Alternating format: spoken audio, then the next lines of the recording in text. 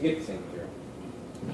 So that's up there for you. Anyway, you need to, first off, have a computer. And I can tell for those of us who have had me for 347, brought their computers tonight. Bravo. All right. Now, if you do not have a computer, that's fine. You can use these wonderful machines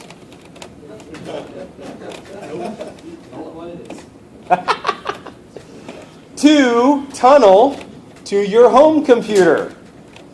All right, and you can set GNS3 up on your home computer.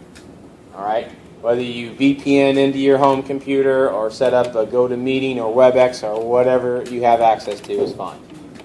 All right, okay. You need to have access to some sort of machine in this class. Just like I said, you got to buy the book. This is a mandatory thing. Okay, you're going to be following along with what I'm doing on the board. Okay, you need to follow along with what I'm doing on the board. Excellent question. Okay, minimum dual core processor, 4 gigs of RAM. All right, the better the processor, the better off you're going to be. The more RAM, the better off you're going to be. Okay, GNS3 is a processor hog, and I'll show you this in a minute. Okay, so the beefier system you have, the better off you are. Home network does not equate enterprise network. All right, so click on GNS3 here, .net.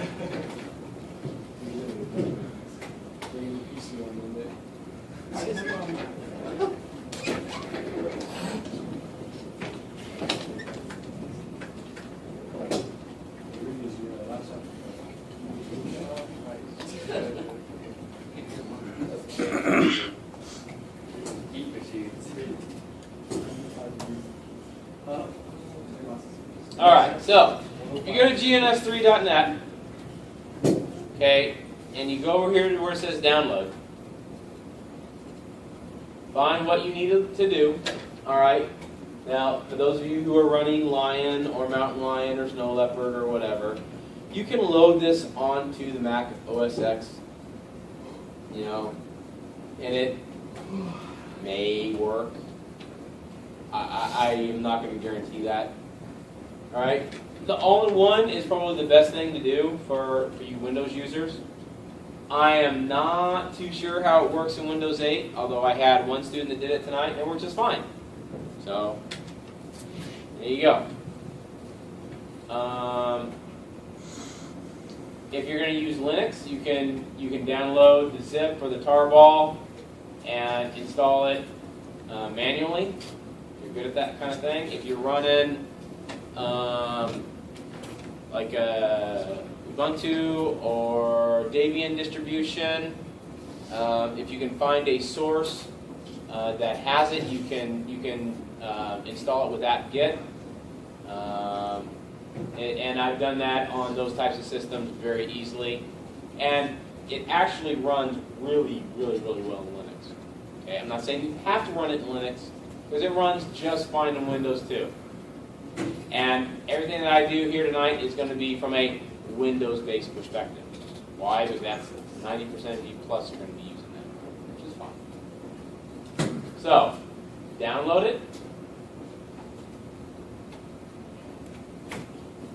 Find out where you downloaded it to in the download section.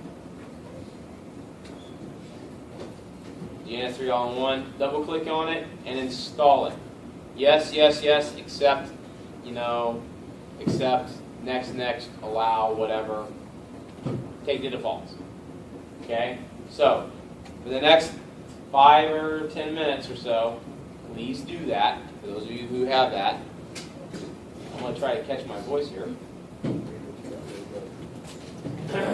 And then I'm going to go over how to set it up. Now, on that note, this web address here goes to my website. That's where you're going to find your iOS images.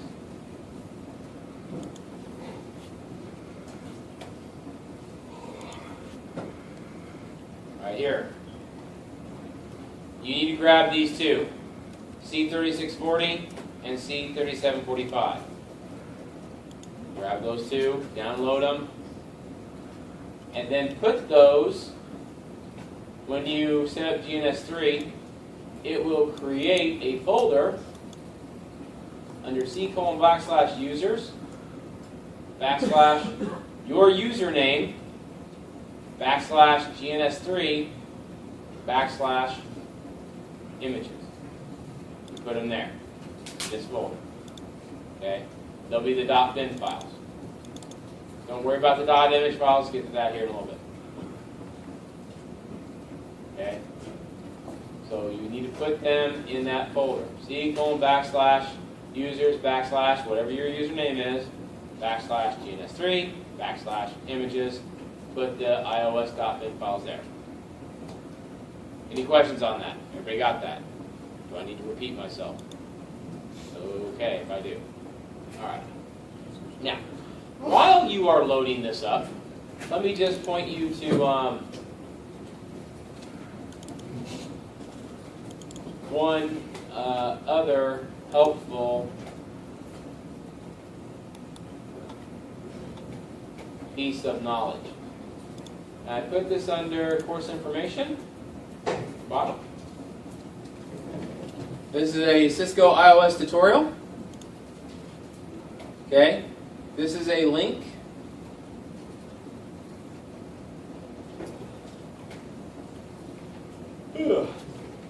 This is a link to a iOS command line interface tutorial. It helps you how to navigate, understand CLI architecture. CLI stands for command line interface. Okay, how to get into and out of different areas of the router. How to get into privileged exec command. How to get into interface configuration. How the hierarchy is set up. All right. Privileged exec mode. User exec mode. Configuration mode. Interface level configuration mode. Router engine level interface. Line interface, etc. It takes you through how to get into and out of those.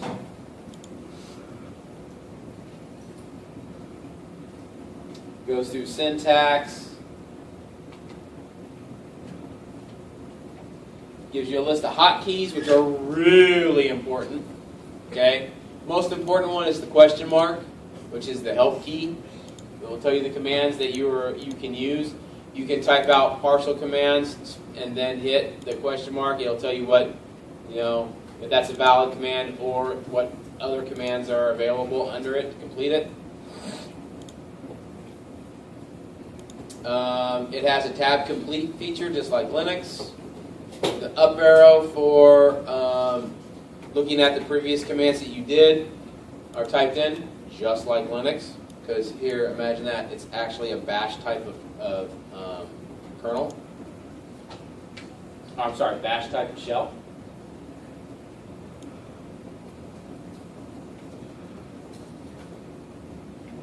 Okay, it goes through all kinds of things for entering different commands. And examples. How to save configurations. So, okay. On Monday, we're going to go over lab 1, which lab 1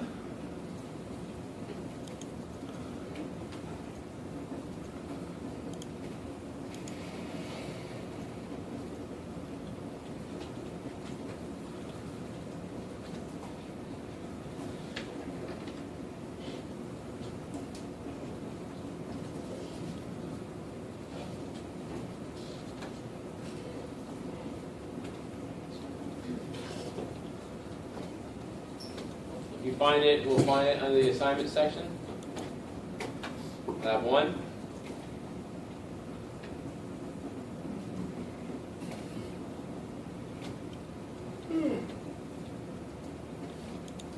Okay. There's the topology for lab 1. It doesn't get very much easier than this. One single router. Okay, if you have a problem with Lab 1, even though this is brand new to you, you're gonna, you need to, when's the drop date? No date. Yeah, I would at least give this a crack over the weekend.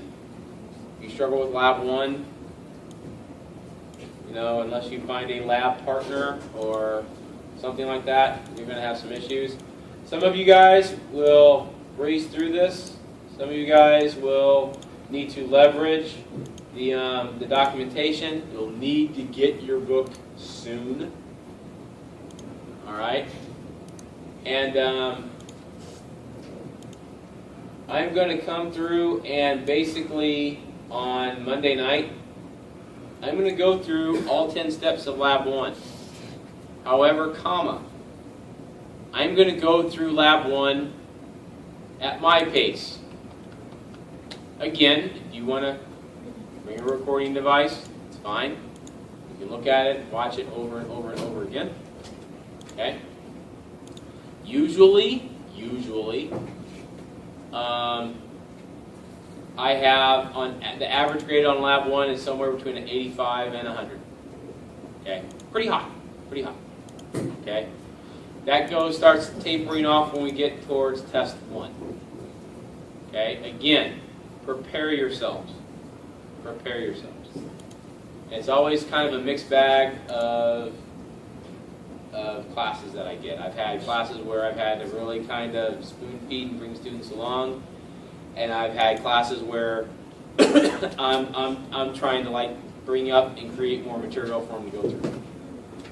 So anyway, so hopefully by now you've gotten GNS3 downloaded and installed. So once you do, you merely have to click on the GNS3 button, load it up. Don't worry about new project. You can just hit cancel for now. Or it might come up with big number 1 and number 2, which is fine. Hit the number 1. The number 1 is going to take you to the preferences page under edit preferences. Okay? All of this is pretty much default. Your project directory is going to be /users, your username, /GNS3, /projects. It creates that directory when you install. Same thing with the image directory. This is where you put those iOS files that you downloaded. So you don't need to do anything there. Under your terminal settings, it defaults to PuTTY. It installs PuTTY for you. You don't have to change anything. Now, if you are one of these network engineering elitists, it's fine. If you are using Linux and you're like, I don't want to use PuTTY, I want to use Screen, okay, fine, get over yourselves, you change it. Alright?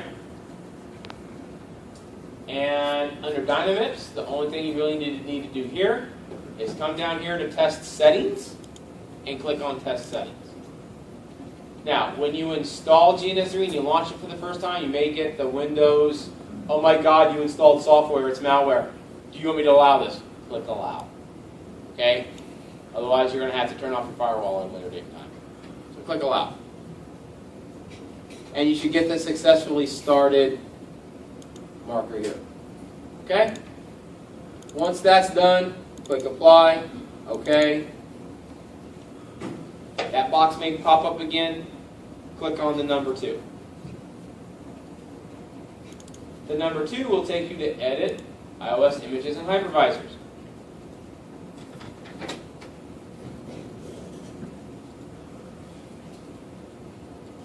And yours should show up like this with a blank window up top here. Your image file, what you need to do is click on the 3 dots. It will take you to that default image directory where you move those .bin files, those iOS.bin files. Okay? So you should have 2 files here, one that says 3640 and one that says 3745. It ends with a .bin. Select it, click Open. Okay?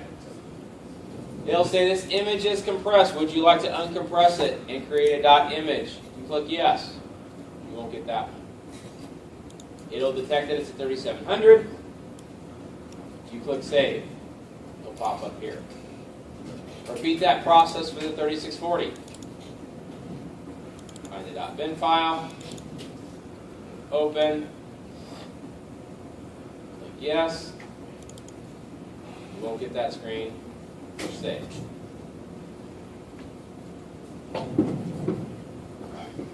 Once that's all done, you can click close.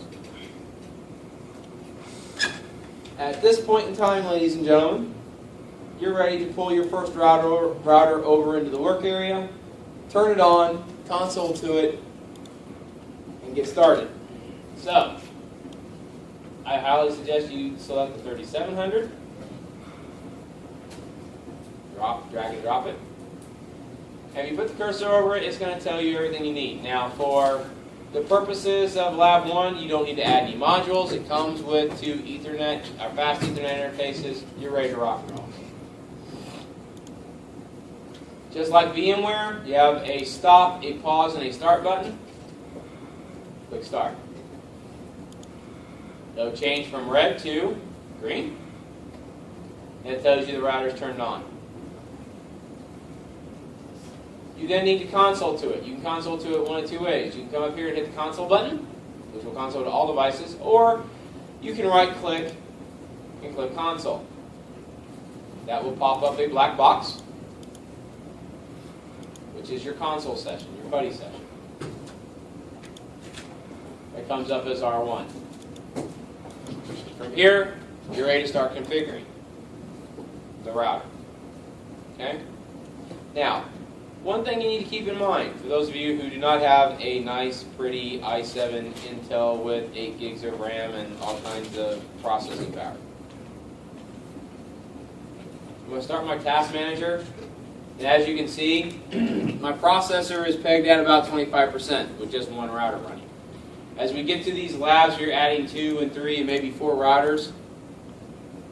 That's going to go up and up and up and up. The reason it's doing that is the hypervisor is passing along idle processes, idle CPU cycles of the router as if they were actual CPU cycles to the core processor through the hypervisor. All right? So we're going to run a program called idle PC, which will recognize those idle processes, squelch them, and not send them to the CPU, therefore reducing the CPU load. How you do that is you come back to your router, you right-click on it, you find where it says idle PC, you click it, it'll run a program, calculate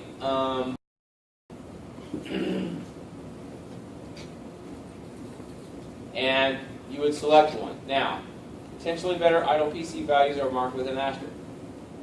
I didn't get any asterisks. That's okay. Click cancel. Wait a second.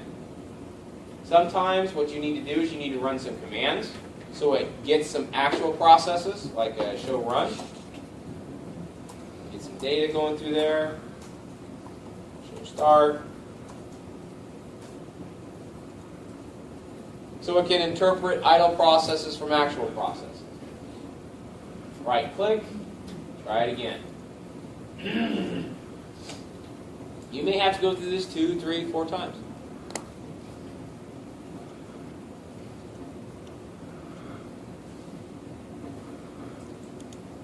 Ah, got one. That's what it looks like with an act. Click on that. Click OK. Now if I go back to Task Manager, you can see my CPU load just went through the basement.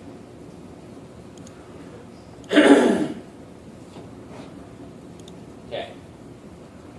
From here, I can work on navigating through the command line. Okay. I start out in privileged exec mode. If I want to get out of privileged exec mode, I type disable. Most of the times when you log into a router for the first time, that's where you come. Okay, and actually it won't say R1, it'll say router. Okay, to get back into privileged exec mode, type enable. Sometimes it will ask you for a password, depending on whether you have a password set. You'll learn that. If I want to do any type of command, I have to go into configuration mode, or a configuration mode. I start out with going into global configuration mode, which is configure, and I am configuring from the terminal. All right? Now, you don't have to write out the entire command. You don't have to write out the entire command. If I type exit, I go back to privileged exec mode. If I want to go to configure terminal, and you will learn this very, very, very quickly, network engineers are inherently lazy. We are. Absolutely. Okay? And James will agree with me. Wholeheartedly. Okay? So we come up with shortcuts all the time. So I don't have to type out configure terminal. I just have to type out comp T. That's the minimum amount of unique code to get to the terminal, to privileged global configuration mode. Okay? If I can't remember how to complete it, I can hit the question mark and go, oh, is it config register, configuration, connect? It must be in configuration, and then is it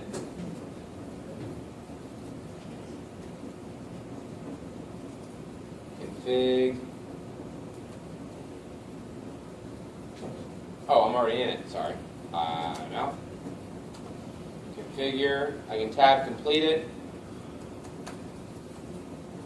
Or go, oh, configure or connect.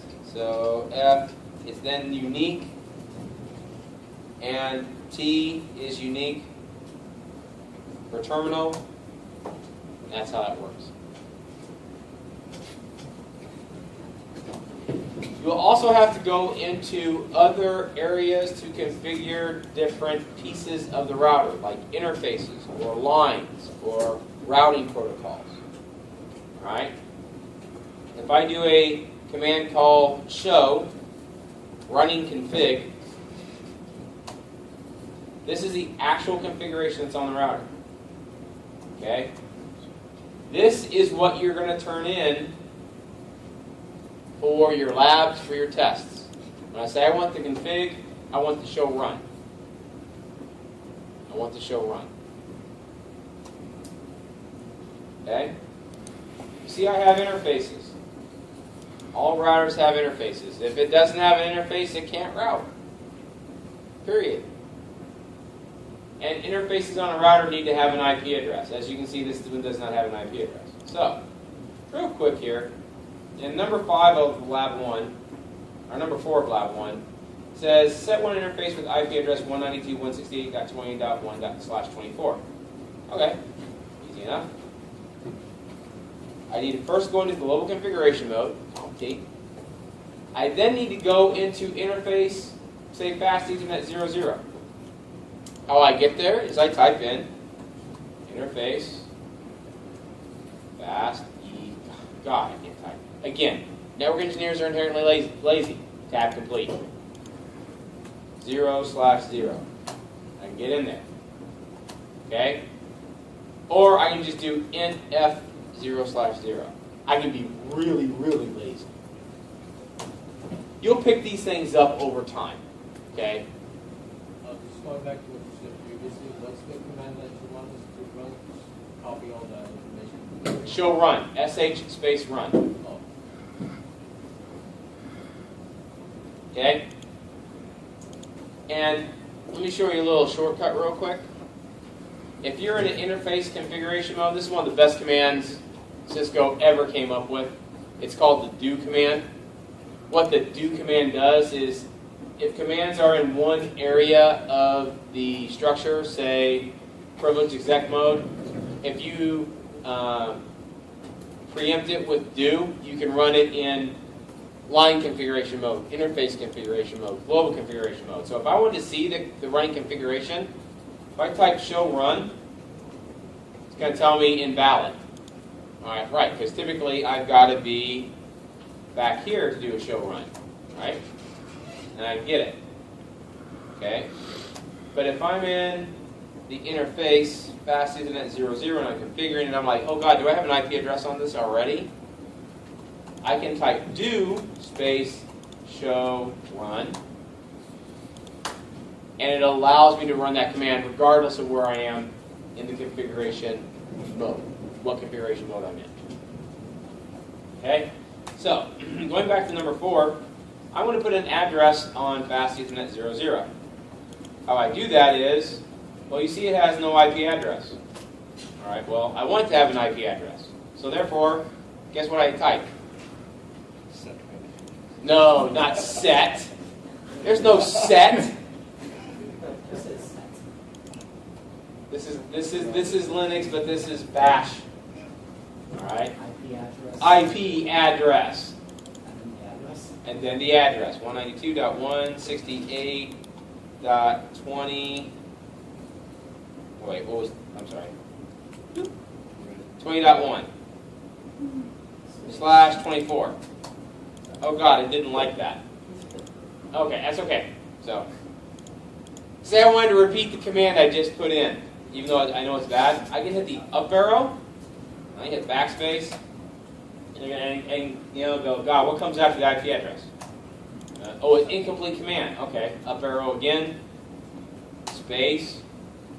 Question mark. What's it looking for? Well, it's looking for a subnet mask. I love this class already. This is great. I can work with you guys. I had to pull this out of the 6 to 8 class. So we're going to have fun. So on Monday when I come to the 6 to 8 class, I'm going to go like, guys, you suck. Don't hold a candle to the 8 to 10 class. I'm going at their pace. Catch up. Hit enter. It's in there. Now if I do show run, yeah, I type it right. And I look at that interface, IP address is there, but one problem. With interfaces, they're shut down mode, all right? That means, guess what? It's turned off. So, if I want to take a command out, you guys are smart. No, it's a Pike last quarter. We did this on Pike. We had to use Cisco packet tracer, same thing. Okay. That was 347 or 307? 307. 307? Yeah. Oh my God, we're gonna rock and roll with this class. You guys are gonna be set for your CCNA in no time. And everybody else who has not had Dr. Pike or Professor Lopez or me, you're going like, that's okay. I need to send a note to Ron to thank him. I have not had a class like this in a while. Maybe the 6 to 8ers, they were just playing stupid and like, okay, let me just go slow. He did say he was doing everything different. He is doing everything different. And this is a good thing. Because now I don't have to. Did you guys cover ACLs at all? Yeah. A little bit? Well, that's very cool. I know we were doing all the net labs in Pro. Okay. Yeah. All right, I may modify this class slightly. Yes, it will get harder, but you'll thank me for it later. Okay? When you get that first offer letter and it's like 6 figures, you'll be like, thank you, Professor Brown, thank you, Dr. White. It's okay, you come back and visit me and take me to lunch. I want a nice lunch.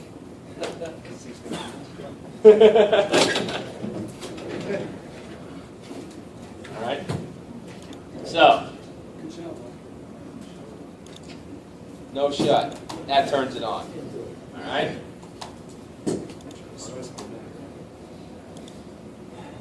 Okay. So, in that case, let me kind of preview the other labs for you here throughout the course of that quarter. Lab 2. Lab 1 is how do I lock down a system? How do I lock down a router? Lab 2 is a 3-part firewall system, okay, with routers. Okay, building a router as a firewall, basically. All right. Lab 3 is a site-to-site VPN. Okay, using IPsec or GRE tunnels. Lab 4 is very similar to Lab 2, except we're using an ASA. We're going to use an ASA. ASA has a little bit different feel, programming-wise, configuration-wise. It's a slightly different OS, but it's used the same. And Lab 5, we get into an actual hacking lab where you're going to set up a 2003 standard server, set up some accounts in it. If you had me for 347, you already have that. You should already have that. You should be good. We're going to download Backtrack, set up Armitage, attack that 2003 server, overtake it, rewrite some accounts, crack some passwords, have a good time. Easy 100 points, call the day. Okay? All along the way, I'm going to show through a lot of the examples through lecture, different hacks that can be done on a network in a configuration through things like FTP, TFTP, how Wireshark is your best friend and worst enemy. Okay? How switches can be used incredibly for evil means. Okay, through RSPAN, remote spanning. Okay, and basically kind of walk you through some of the steps that I do as a pen tester in evaluating a security posture of a company. Okay, because I get to do that stuff all the time and I have a lot of fun. So I'll also impart some of my knowledge and experience. For those of you who knows what a pen tester is? 1, 2, okay, 3. Those are the guys and gals who actually get hired by companies to test the network and system defenses. Banks do it all the time. They hire big 4 accounting firms to come in and do this. Government does it all the time. Aerospace, big Fortune 100 companies, all the time. Drives internal IT insane. That's starting to filter down into the large-scale Fortune 500 mid-cap companies now because they're like, oh wow, security's like really important. Okay, I'm getting ready to go and do a pen test for actual pretty decently sized transit authority here in Southern California in the next 4 weeks. Okay, and I love doing that work. So I get out. I love working with IT folk. I love going into a company and go, okay, what's broken or what do you think's broken? Showing them that, you know, oh, not only is that broken, but oh, this is broken too. And that, okay, let me help you fix it. I'm not there to be the bad guy unless you make me the bad guy. Okay? I work really well with organizations who welcome me in, see me as, you know, treat me with a lot of respect and everything else, and I will help them. I'm your worst enemy if you're going to combat me. Okay? And I've gone in organizations that are like that where I've had a lot of resistance. Oh, I don't need an auditor to come in here. Everything's good. Oh, really? Well, let's see. Let me pull up the carpet, shine the light, and see what crawls around. Okay? I'm really good at it. Okay? And, you know, hate dealing with people like that, but unfortunately there are those out there in the industry. You will deal with some of them as well through the course of your career if you haven't already dealt with them already. All right? So, trust your vendors, trust your auditors. They're there to help you, not to make you look bad. All right. On that note, since you guys are the knowledgeable ones, you can work on Lab 1 over the weekend. All right? It is due a week from tonight. Okay? Pretty much every other week we have a lab due or a test going or something. Okay? Again, very fast-paced class. And the more we can get to, the more we'll do, the better off we are, the more we'll learn. We'll get into ACS access control system. We'll do AAA. We'll get into maybe some intrusion detection stuff, since you guys are smart ones. We will play around with Linux a little bit and have a good time. Okay? I'm done, unless you guys have any questions for me. Yes? Is it a pain to, like, I want to work on 2 PCs, like, I want to work with one at home, and I want to move to my laptop? You just move the config files back and forth. Yeah. And then the console you're working on, is that the same one? No. No? Hit, Well, drag the router over, and it's just console letter.